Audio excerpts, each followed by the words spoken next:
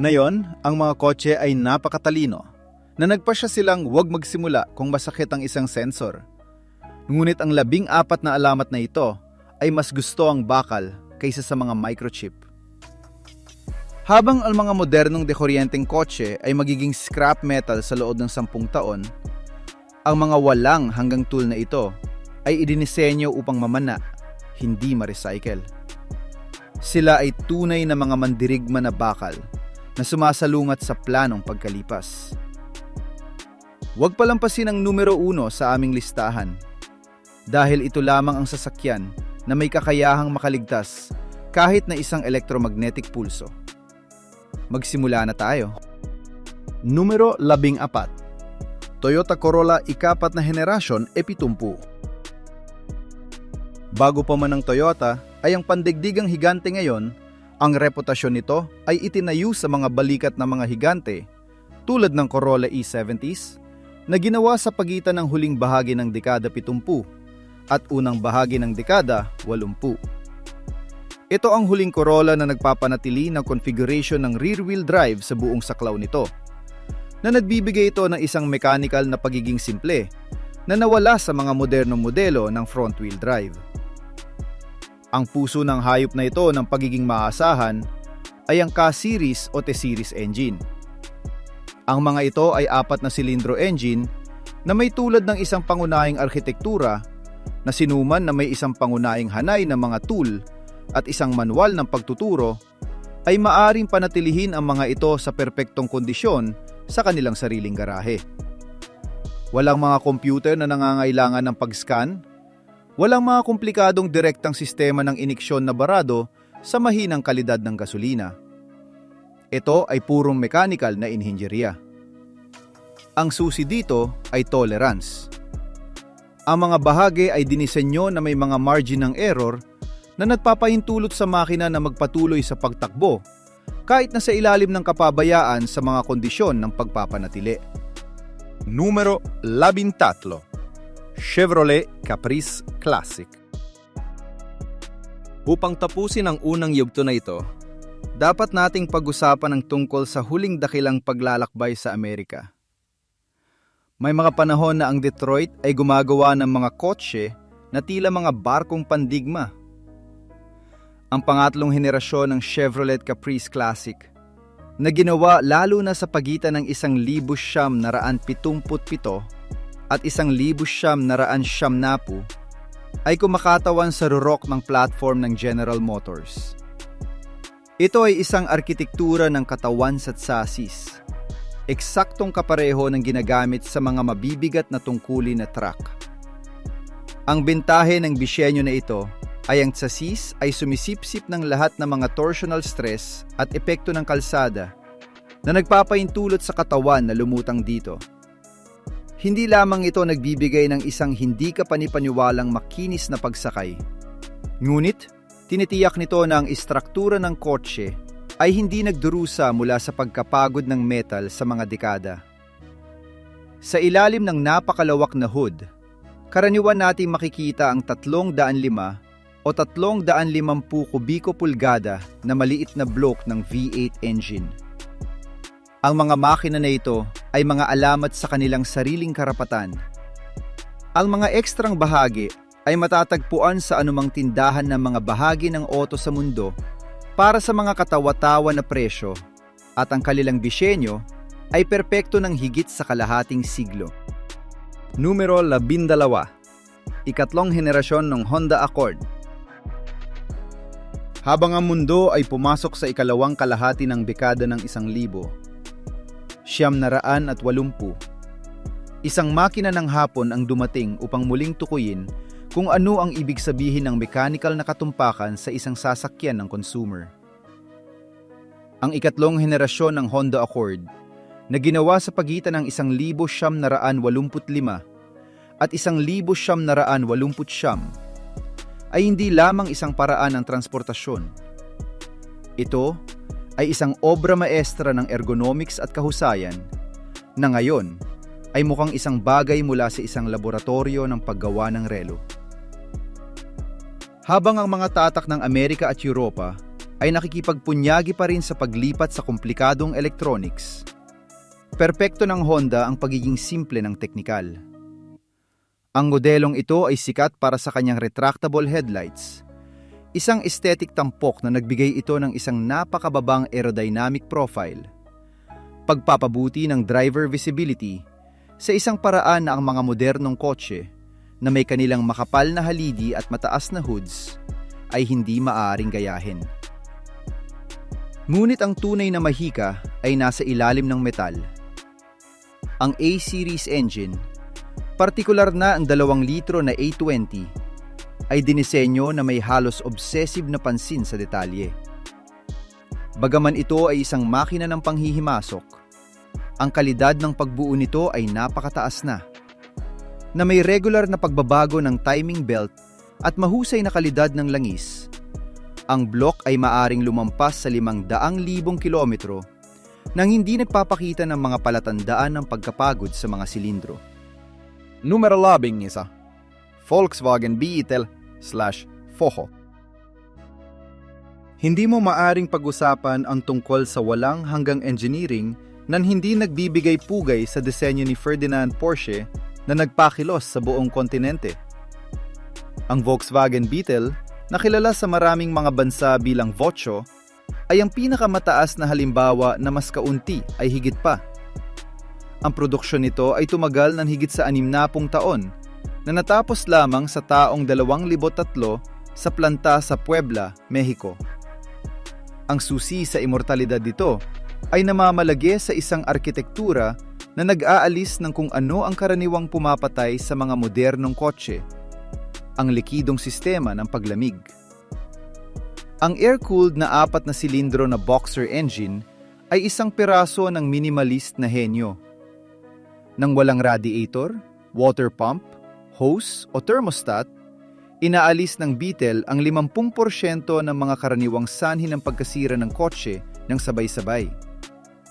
Ang pagpapanatili nito ay napakasimple na sinabi na may mahusay na katotohanan na maaari mong i-disassemble ang buong makina gamit ang isang pangunahing hanay ng mga wrenches at isang distornilyador sa 1 linggo ng hapon. Ang patuloy na daloy ng hangin sa ibabaw ng silindro palikpik ay nagbibigay daan sa kotse upang tumakbo sa disyerto klima o polar taglamig nang walang coolant kumukulo o nagyeyelo. Bilang 10. Peugeot 504. Kung ang Mercedes-Benz W 123 ay ang hari ng mga kalsada ng Alemanya, ang Peugeot 504 ay, walang pag-aalinlangan, ang leon ng mga kalsada sa Afrika. Inilunsad noong huling bahagi ng dekada 176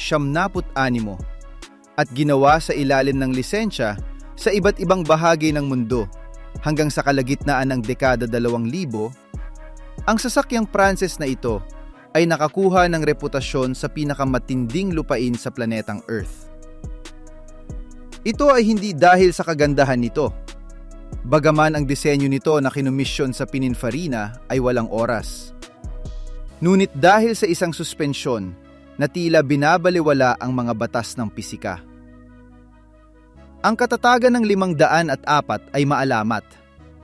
Sa mga lugar kung saan ang aspalto ay isang alamat at ang mga bato ay kasing laki ng mga football, ang Peugeot na ito ay naging tanging sasakyan na may kakayahang makasabay. Ang lihim nito ay namamalagi sa pambihirang mahabang paglalakbay sa suspensyon at isang rear axle na halos hindi masisira. Ang mga mechanical na bahagi, tulad ng 2 litro na makina ng gasolina o ang hindi masisira na 2.3 litro na diesel, ay dinisenyo na may labis na mga margin sa kaligtasan. Ang mga pader ng block ng makina ay makapal, at ang mga sistema ng pagsasala ay idinisenyo upang harapin ang pinong alikabok at napakababang kalidad ng gasolina. Numero 10, Jeep Cherokee XJ. Ang Jeep Cherokee XJ na ginawa sa pagitan ng 1900 at 84 at 2001 ay itinuturing ng marami na ang perpektong punto ng balanse sa pagitan ng isang pampasaherong kotse at isang tangke ng digmaan. Ito ay isa sa mga unang truck na gumamit ng isang monocoque na disenyo sa halip ng tradisyonal na hagdan chassis na ginagawang magaan at matigas sa parehong oras. Ngunit ang tunay na bida ng kwentong ito ay ang makina nito. Ang 4.0 litro na inline na 6 na silindro. Ang block na ito ay malawak na kinikilala bilang isa sa mga pinakamaasahang makina na ginawa sa lupay ng Amerika. Ang disenyo nito ay lumang paaralan na may mga balbula sa overhead at isang kadena ng tiyempo na sa ilalim ng normal na kondisyon ay tumatagal hanggat ang natitirang bahagi ng sasakyan. Ito ay isang high metallicang quintas engine na hindi kailangang mag-rev ng husto upang maihatid ang kapangyarihan nito, na lubang binabawasan ang panloob na pagkasira sa paglipas ng mga taon. Ang Cherokee XJ ay sikat sa kakayahan nitong magpatuloy na gumana kahit na ang mga panlabas na bahagi nito ay nasa isang estado ng pag-abandona. Ang mga matigas na axle na may tatak na Dana, kapo sa harap at likuran, ay solidong piraso ng bakal na maaring makatiis sa pang-aabuso ng mabibigat na off-roading nang hindi baluktot o nagrereklamo. Ito ay isang sasakyan na naayos na may sentido komun at mga pangunahing kagamitan. Hindi bihira na makita ang mga specimen na may 4 o 500,000 kilometro na ginagamit pa rin para sa mga ekspedisyon sa bundok tuwing katapusan ng linggo. Sa isang merkado na puno ng computer-controlled all-wheel drive plastic pickups, ang XJ ay nakatayo bilang isang paalala na ang tunay na kalayaan ay binuo na may bakal, inline na 6 na silindro at isang mechanical na transfer case. Numero 8. Ford Crown Victoria. Kung merong isang sasakyan na tumutukoy sa lakas ng bakal ng Amerika sa modernong panahon, ito ay ang Ford Crown Victoria. Hindi lamang ito isang kotse. Ito ang panghuli na tool sa pagtatrabaho na nagpakilos ng mga puwersa ng pulisya at mga fleet ng taxi sa buong kontinente sa loob ng mga dekada. Itinayo sa Panther platform ng Ford, ang sedan na ito ay kumakatawan sa isang pilosopiya ng konstruksyon na ganap na inabandona ng industriya ng automotive na yon, ang body-independent ladder chassis. Ang arkitektura na ito, katulad ng isang mabigat na truck, ay nagbibigay daan sa mga ito upang sumipsip ng mga epekto at pagkapagod sa istruktura na magbubuwag ng anumang modernong monocoque na sasakyan. Sa ilalim ng napakalawak na bonnet nito ay ang 4 na puntos, 6 na litro na modular na V8 engine. Hindi ito isang makina na idinisenyo para sa dalisay na bilis, ngunit para sa ganap na pagkakapare-pareho. Ito ay may kakayahang gumana para sa 20 oras sa isang araw, sa masamang araw o sa polar malamig, palaging pinapanatili ang isang matatag na temperatura ng pagpapatakbo. Sa mundo ng mga fleet, karaniwan na makita ang mga unit na may 800,000 kilometro sa odometer na nagpapanatili pa rin ang orihinal na makina at transmisyon. Ang 4 na bilis na otomatikong paghahatid ay pantay na magaspang, na idinisenyo upang mapaglabanan ang mga pagtugis ng pulisya at ang patuloy na pagsisimula at pagpepreno ng mabibigat na trapiko sa lungsod nang hindi nag-aalinlangan. Ang loob ng Crown Victoria ay isang monumento sa pagandar. Ang mga upuan ay maluwang at ang panloob na espasyo ay napakamapagbigay na pinapayagan kang magtrabaho dito sa loob ng 12 oras na shift nang hindi nagdurusa ang katawan mula sa pagkaubos ng mga nakakulong na puwang. Ang pagiging isang rear-wheel drive na sasakyan na may isang solidong pagkakaiba-iba, ang pagpapanatili ay katawa-tawa na simple at matipid. Kahit sinong mekaniko sa anumang sulok ng mundo ay nakakaalam kung paano ayusin ang isang Ford Crown Victoria.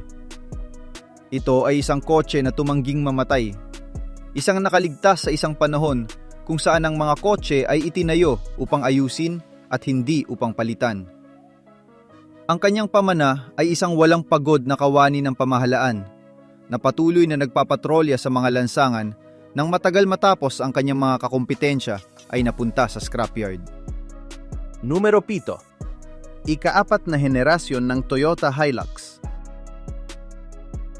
Ang ika-4 na henerasyon ng Toyota Hilux na ginawa lalo na noong kalagitnaan ng dekada ng 1980 ay ang pickup truck na nagbigay sa Toyota ng reputasyon nito para sa pandaigdigang kawalang talo. Ito ang sasakyan na nagbida sa mga armadong labanan, ekspedisyon sa mga poste, at nakaligtas sa mga demolisyon ng gusali sa mga internasyonal na programa sa telebisyon. Ang katanyagan nito ay hindi produkto ng marketing, ngunit ng isang engineering na inuuna ang mechanical na katatagan kaysa sa anumang iba pang parameter. Sa isang mundo na puno ng mga pickup truck na mukhang mga marangyang kotse na may mga kama ng kargamento, ang Hilux ng panahong ito ay nakatayo bilang isang light war tank. Ang puso ng alamat na ito ay karaniwang ang 22 or na makina ng gasolina o ang mga makina ng diesel ng seryeng LE. Ang 22 or ay isang 4 na silindro na makina na may isang cast iron block na halos imposibleng mag-overheat hanggang sa punto ng sakuna na pagkabigo. Ang disenyo nito ay napakasimple at ang mga tolerance ay napakamapagbigay na maaari itong gumana sa mababang kalidad ng mga langis at kontaminadong gasolina nang walang reklamo.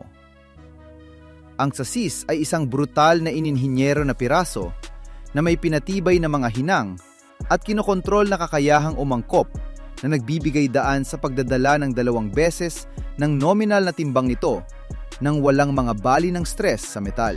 Ang matigas na suspensyon sa harap ng axle sa mga modelo ng 4-wheel drive ay ang sangkap na ginagawang hindi mapigilan ang aspalto. Hindi tulad ng mga modernong independenteng suspensyon na may maraming mga punto ng pagkabigo tulad ng mga kasukasuan ng CV at mga plastic na bushing, ang solidong ehe ng Hilux ay isang bakal na sinag na pinoprotektahan ang mga panloob na bahagi mula sa anumang mga bumps laban sa mga bato. Ito ay isang makina na idinisenyo upang magamit sa pinakamasamang kapaligiran sa planeta, mula sa mga minahan ng Andes hanggang sa mga buhangin ng Sahara. Ang pagmamay-ari ng isang ika-4 na henerasyon na Hilux ay pagmamay-ari ng mechanical na siguro sa buhay. Alam mo na kahit anong mangyari, palagi kang makakarating sa iyong destinasyon. Numero 6. Mercedes-Benz W124. Nang ilunsad ng Mercedes-Benz ang 124 na taong gulang na dual model noong kalagitnaan ng dekada ng 1980, nasaksihan ng mundo kung ano ang mangyayari kapag ang mga inhinyero ay nasa isang walang limitasyong budget at inutusan na bumuo ng pinakamahusay na kotse sa mundo. Ang sasakyang ito ay ang rurok ng over-engineering ng Aleman. Bago nagsimulang magdikta ang mga accountant ng mga limitasyon sa gasto sa produksyon, ang Mercedes-Benz ay gumawa ng mga kotse upang tumagal ng isang buhay at doble ang 124 ay ang pisikal na patunay nito. Ang bawat tornilyo, bawat kawad at bawat bahagi sa loob ay idinisenyo upang mapaglabanan ang paglipas ng 50 taon nang hindi nasisira. Ang iba't ibang mga engine na magagamit para sa modelong ito ay kahanga-hanga. Ngunit ang 5 at 6 na silindro diesel engine ay ang mga nakamit ang immortal na katayuan. Hindi bihira na makita ang mga kotseng ito na gumagana ng perpekto sa serbisyo ng taxi sa Europa o hilagang Afrika na may higit sa 1 milyong kilometro na naglakbay. Ang pintura at antay-kaagnasan na paggamot ng bodywork ay napaka-advanced para sa kanilang oras na kahit na yon, makalipas ang mga dekada, karaniwan na makita ang mga unit na nagpapanatili ng kanilang orihinal na ningning at walang isang solong punto ng kalawang. Ang pagsasara ng mga pinto ay gumagawa ng isang solidong tunog, katulad ng isang ligtas, isang bagay na sinusubukan ng kasalukuyang mga tagagawa na gayahin ng walang tagumpay. Ang multilink na suspensyon sa likuran ay isang technological na revolusyon na pinapayagan ng higit na kaginawahan sa pagsakay nang hindi isinasakripisyo ang tibay. Ang sistema ng kuryente ay binuo gamit ang mga mabibigat na gauge wire at mataas na kalidad na mga konektor na hindi nagiging malutong sa init ng makina. Ang interior ay gumagamit ng tunay na kahoy at mabibigat na tungkulin na katad o tela na makatiis ng mabigat na paggamit ng hindi napunit. Ang Mercedes-Benz W 124 ay isang kotse na nagpaparamdam sa iyo na ang oras ay hindi lumilipas dito.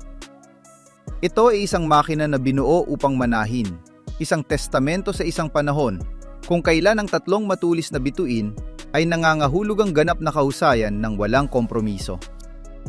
Numero 5. Nissan Patrol Series 60. Upang matapos ang unang bahagi ng Colossae, kailangan nating maglakbay sa Japan upang makahanap ng malupit na puwersa sa pinakadalisay na estado nito. Ang serye ng Nissan Patrol 60s ay ang sagot ng Japan sa pang-ingibabaw ng mga off-road na sasakyan sa kanluran.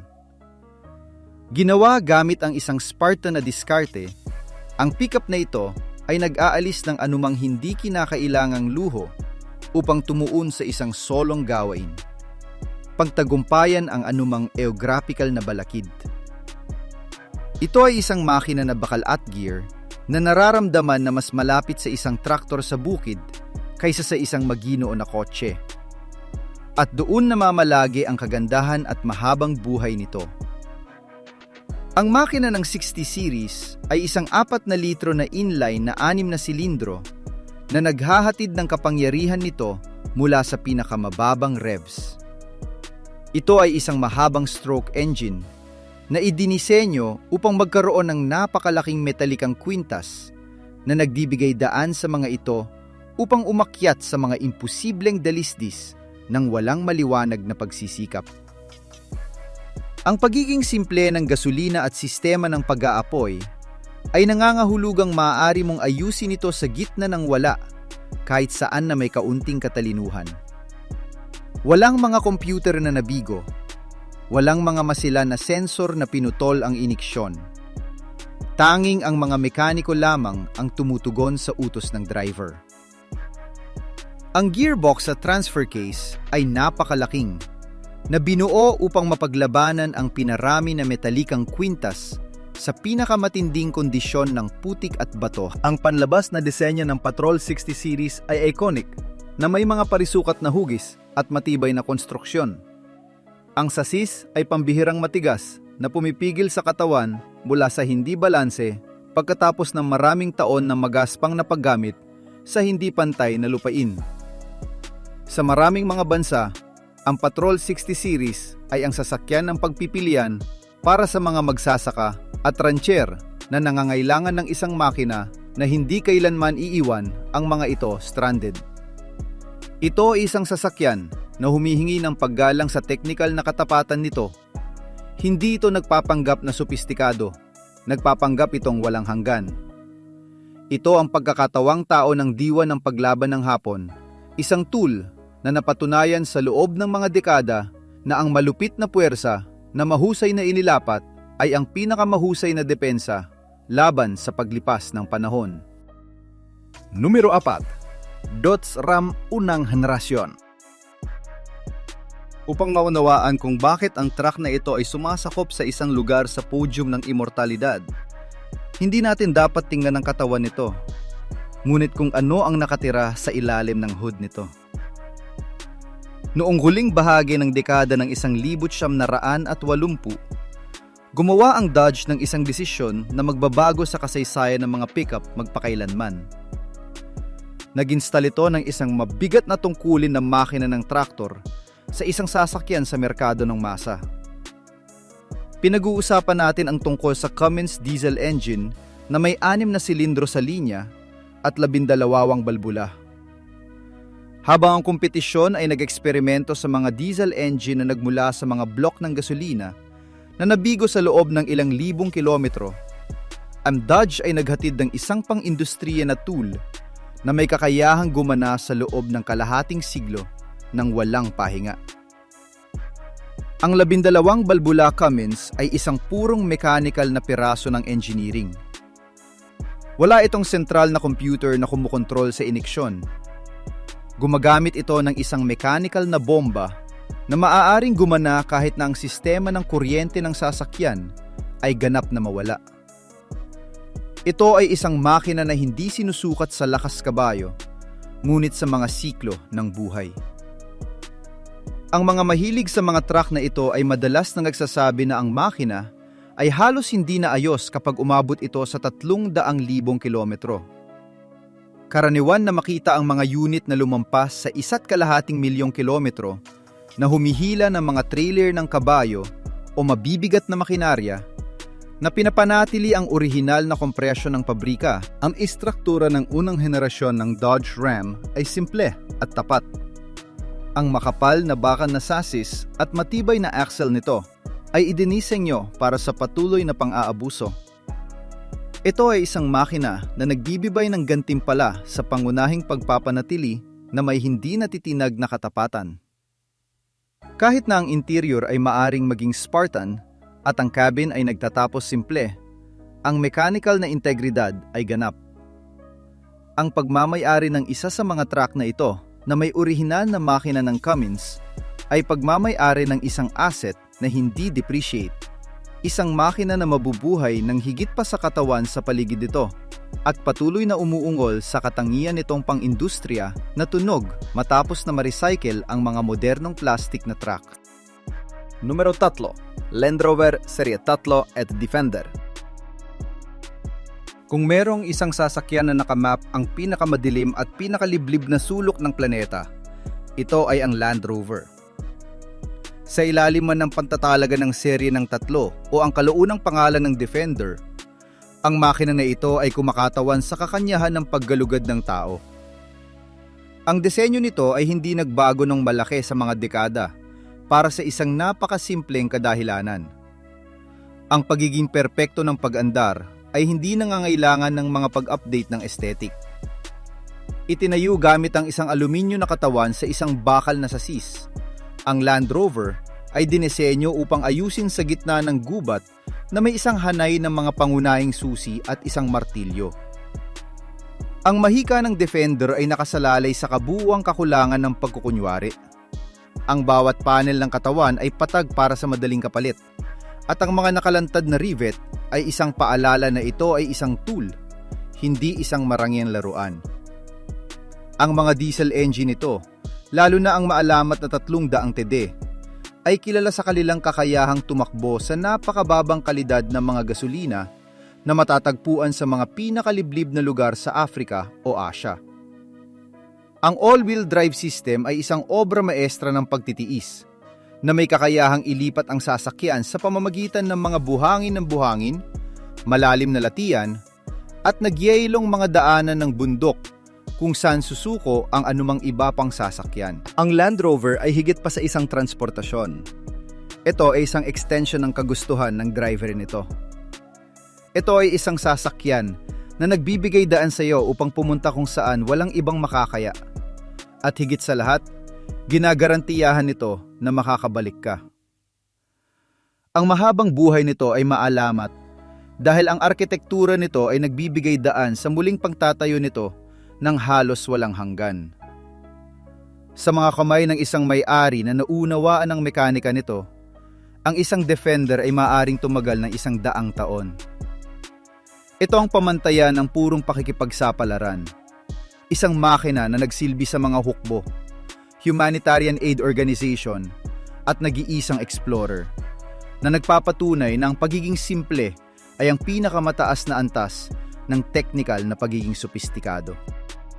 Numero 2. Toyota Land Cruiser Series 40. Ang Toyota Land Cruiser Series 40 ay ang sasakyan na pinilit ang mundo na seryosohin ang industriya ng auto ng Hapon. Ito ang ninuno ng kawalang talo, isang makina na kinuha ang konsepto ng sasakyang militar at itinaas ito sa isang antas ng kalidad na konstruksyon na hindi pa nakikita dati. Habang ang iba pang mga tagagawa ay nagtayo ng mga sasakyan na kalawangin o na disassemble na may mga panginginig ng boses, ginamit ng Toyota ang higit na mahusay na mga haluang metal, na bakal at mga proseso ng pagmamanupaktura na napakatumpak na ang mga truck na ito ay tila inukit mula sa isang solong block ng metal. Sa ilalim ng hood nito, makikita natin ang mga makina ng FA Series Petrol o ang B-Series diesel. Ang mga ito ay mababang revving engine, ngunit may kamanghamanghang thermal at mechanical na paglaban. Ang transmission at differentials ay oversized, na idinisenyo upang mapaglabanan ang mga naglo-load ng metalikang kwintas na makakasira sa mga bahagi ng isang modernong sasakyan. Ang 40 series ay hindi nakakaalam ng pagkapagod ng metal. Maaari mo siyang ihatid sa pinakamainit na disyerto o pinakamabasa na klima ng tropiko at tutugon pa rin siya ng tumpak tulad ng araw na siya ay gumulong sa linya ng pagpupulong noong dekada 70. Ang halaga ng isang Land Cruiser Series 40 ngayon ay higit na lumampas sa orihinal na presyo nito. Hindi lamang dahil sa nostalgia, ngunit dahil naunawaan ng mga tao na ang mga makina na tulad nito ay hindi na muling magawa. Ito ay isang sasakyan na nag-aalok ng isang visceral na koneksyon sa kalsada. Ang bawat pagbabago ng gear, bawat pag-ikot ng manibela, at bawat pang-ininig ng boses ng makina ay nagsasabi sa iyo ng katayuan ng makina. Ito ang pamantayang ginto ng tibay ng hapon, isang bagay na sumasalungat sa mga batas ng pagkaluma at naging universal na simbolo ng ganap na pagiging maasahan sa 5 kontinente. Numero 1. Mercedes-Benz G-Class, wapap na RAN at 6 na po. Narating namin ang tuktok ng Pyramid of Resistance. Ang Mercedes-Benz G-Class sa orihinal na dobleng bersyon nito ay nakikita ang 400 at 6 na po ay ang pinagbulan ng militar ng kawalang hanggan. Orihinal na ipinaglihi para magamit ng armadong puwersa, ang sasakyang ito ay dinisenyo na may natatanging premise. Dapat itong may kakayahang gumana sa mga kondisyon ng kabuuang digmaan sa loob ng mga dekada. Walang trade-off sa kaginhawahan, aerodynamics o gastos sa pagmamanupaktura. Ang resulta ay ang pinakamahirap na sasakyang pampasaherong ginawa ng mga tao. Ano ang gumagawa ng G-Class superior sa anumang iba pa ay ang density ng engineering nito. Ang sasis ay makabuluhang mas makapal kaysa sa anumang kakumpetensya. At ang bawat mechanical na bahagi ay idinisenyo upang tumagal ng 3 beses na mas mahaba kaysa sa kinakailangan. Pinapayagan ng mga manumanong differential lock ang sasakyan na patuloy na sumulong kahit na 3 sa 4 na gulong nito ay nawalan ng traction. Isang mechanical na gawain na isinasagawa ng hindi gumagamit ng isang solong linya ng computer code. Ang 5 silindro na natural aspirated diesel engine nito ay napakalakas na marami ang lumampas sa 2 milyong kilometro nang hindi pa binuksan para sa mga pangunahing pagkukumpuni. Ang kambal na G-Class ay nakikita ang 400 at 6 na pung ay ang kabaliktaran ng modernong karangyaan. Ang mga bintana nito ay patag, ang mga bisagra nito ay nasa labas, at ang loob nito ay dinisenyo upang hugasan ng hose. Ito ang pangwakas na pagpapahayag ng pilosopya ng Mercedes-Benz noong dekada 70. Ang pinakamahusay o wala. Ang pagmamay-ari ng isa sa mga sasakyang ito ay ang pagmamay-ari ng isang mobile fortress. Ito ang numero 1 sa aming listahan dahil hindi lamang ito nakaligtas sa oras, ngunit pinapahiya ito. Ito ang sasakyan na pipiliin mo para sa huling araw ng sangkatauhan. Alam na kapag nabigo ang lahat, patuloy na magpapaputok ang G-Class sa unang pag-ikot ng susi.